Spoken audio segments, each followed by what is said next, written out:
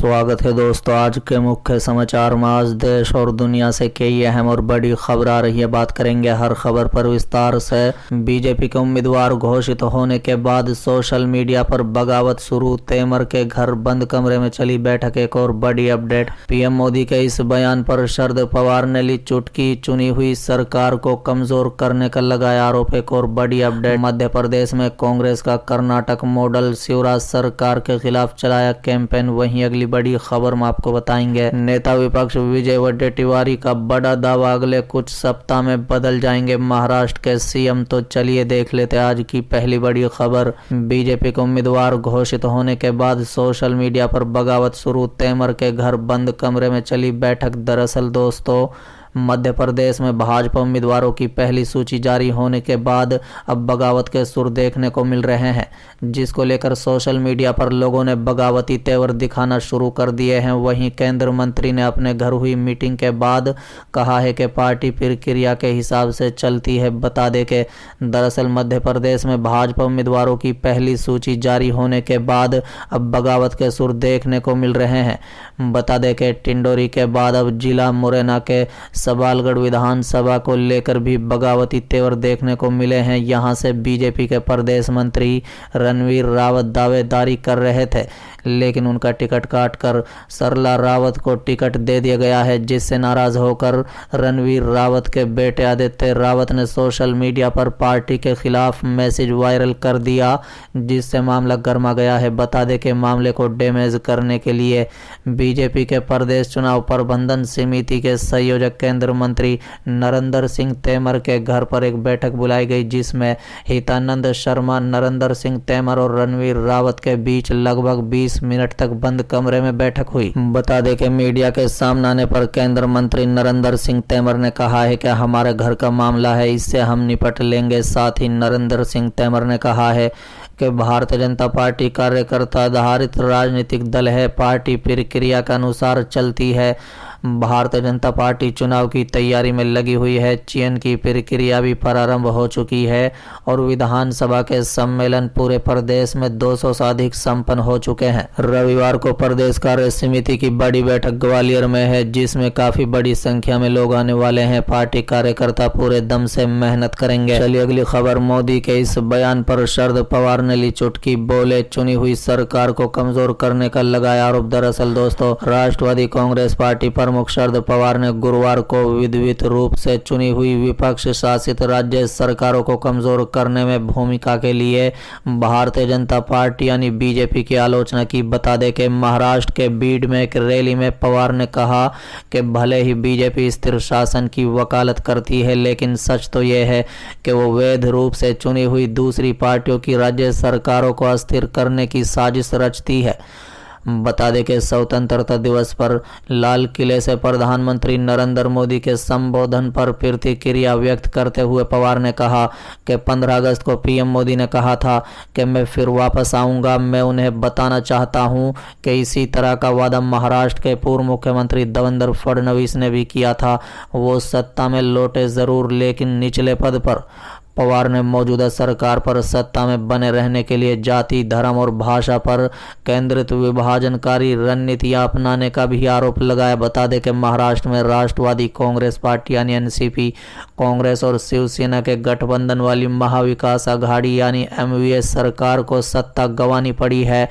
MVA गठबंधन के पीछे वस्तुकार माने जाने वाले शरद पवार के एक और झटका तब लगा जब उनके भतीजा अजित पवार ने भी बगावत करके अजीत ने एकनाथ शिंदे के नेतृत्व वाली महाराष्ट्र सरकार के साथ गठबंधन किया और उप मुख्यमंत्री बन गए। बता दें, इन घटनाक्रमों के बाद से शरद पवार एनसीपी के बागियों की ये समझाने के लिए लगातार रैलियां कर रहे हैं कि वो गफलत में गलत जगह चले गए हैं। बता दें कि पीएम मोदी के इस बयान पर महाराष्ट्र में महाविकास आघाड़ी के कई नेताओं ने प्रतिक्रिया दी है। चलिए अगली खबर, मध्य प्रदेश में कांग्रेस का कर्नाटक मॉडल शिवराज सरकार के खिलाफ चलाया कैंपेन। दरअसल दोस्तों, लोकसभा चुनाव से पहले कई राज्यों में विधानसभा के चुनाव होने हैं और इन चुनाव को लोकसभा चुनाव का सेमीफाइनल भी माना जा रहा है। बता दें कि इनमें मध्य प्रदेश भी शामिल है, जहां इसी साल के अंत तक इलेक्शन होना है। बता दें कि बीजेपी ने गुरुवार को एमपी के लिए अपने 39 उम्मीदवारों की पहली लिस्ट जारी करते हुए चुनाव की तारीखों की घोषणा से पहले ही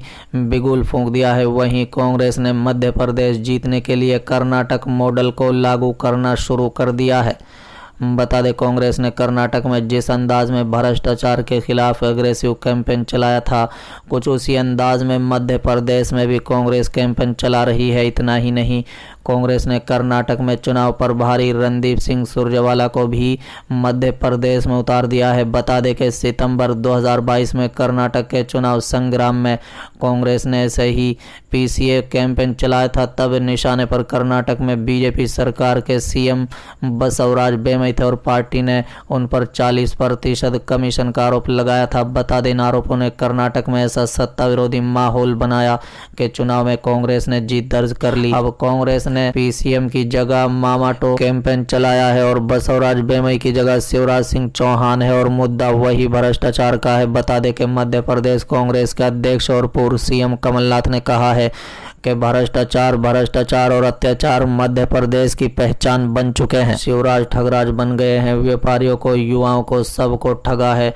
कमलनाथ ने कहा है कि मैं पूछता हूं कि मैं भ्रष्टाचार के बारे में क्या बताऊं तो लोग बोलते हैं कि पैसे दो काम लो। जहां भी जाता हूं तो हर जगह तरह तरह की बातें सुनने को मिलती हैं। मध्य प्रदेश जीतने के लिए कांग्रेस ने उसी मॉडल को चुना है जिस मॉडल के भरोसे उसने कर्नाटक में सरकार बनाई है। कर्नाटक के तर्ज पर मध्य प्रदेश में भी कांग्रेस भ्रष्टाचार का मुद्दा बना रही है। बता दें कि कर्नाटक की तरह मध्य प्रदेश में भी कांग्रेस मतदाताओं को गारंटी देने की तैयारी में है। यहाँ भी कांग्रेस सॉफ्ट हिंदुत्व की राह पर है। जैसे कर्नाटक में कांग्रेस के नेता मठों का दौरा कर खुद को हिंदुत्व का हिमायती बताया था, वैसे ही मध्य प्रदेश में भी कांग्रेस नेता खुद को हिंदुत्व का हिमायती बता रहे हैं। बता दे, हाल ही में बागेश्वर धाम वाले धीरेंद्र शास्त्री के कार्यक्रम में शिरकत करने के बाद पूर्व सीएम कमलनाथ ने कहा था कि देश में 82% हिंदू तो है ही। जिस देश में इतनी बड़ी परसेंटेज में हिंदू हो वहाँ कोई बहस की क्या बात है। 82% भारत में हिंदू है तो हम कहेंगे कि हिंदू राष्ट्र है, ये कहने की क्या आवश्यकता है। ये तो आंकड़े बताते हैं। कांग्रेस के एक और दिग्गज नेता और पूर्व सीएम दिग्विजय सिंह ने कहा है कि हम बजरंग दल पर बैन नहीं लगाएंगे, उनमें कुछ अच्छे लोग भी हैं। बजरंग दल में जो भी गुंडा तत्व है, दंगा फसाद करवाता है, उनके खिलाफ कार्रवाई करेंगे। बता दें, मध्य प्रदेश में बीजेपी ने अपने 39 उम्मीदवार घोषित कर दिए हैं। इस घोषणा के 15 घंटे बाद ही कमलनाथ ने शिवराज सरकार के खिलाफ कर्नाटक पोर्टल पर भ्रष्टाचार वाली चार्जशीट जारी कर दी है, जिसमें घोषणाहार घोटाला, मिड डे मील घोटाला, आंगनवाड़ी नल जल घोटाला, अग्निवेश घोटाला, नरसिंह घोटाला और अन्य के घोटालों को शामिल किया गया है। कर्नाटक की तर्ज पर ही मध्य प्रदेश में भी इन घोटालों के लिए सीएम शिवराज को जिम्मेदार ठहराया जा रहा है। बता दें कि मध्य प्रदेश में कांग्रेस करप्शन और सॉफ्ट हिंदुत्व जैसे मुद्दे ही कर्नाटक से नहीं लाई। कर्नाटक में कांग्रेस की जीत दिलाने वाली टीम में शामिल रहे रणदीप सिंह सुरजेवाला को कर्नाटक के बाद मध्य प्रदेश का अतिरिक्त प्रभारी बनाया गया है। बता दें, सुरजेवाला की नियुक्ति से कांग्रेस के चुनावी रणनीति में बढ़त की उम्मीद है। वहीं बीजेपी को इससे एक मुद्दा मिल गया है। दरअसल हाल ही में सुरजेवाला ने कहा था कि बीजेपी को वोट और सपोर्ट करने वाले लोग राक्षस प्रवृत्ति हैं।